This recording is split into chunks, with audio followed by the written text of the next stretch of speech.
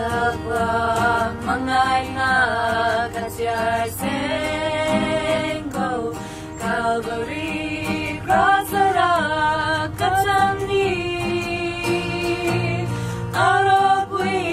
nazora Lauren wat mausong natu Kemiswatan yara luwe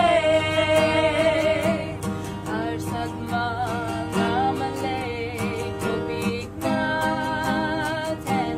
Kachungat lanzar Fotina Swanain Kamansu Nekumin Dejinse Calvary Jin Circus Aposi Kalomang kalom zelang Mangay tuwis wakanay Ang lai bom Mingal san Nai lalay Jingle bell Came as well Mangay e mabangin Hallelujah Kapag ning day long Ilan po kachunga log leng masay Kazam long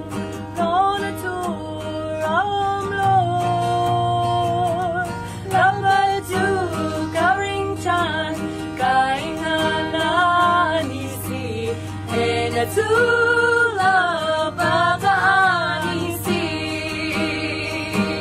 Kalomang kalom zelang Mangay tuis wakate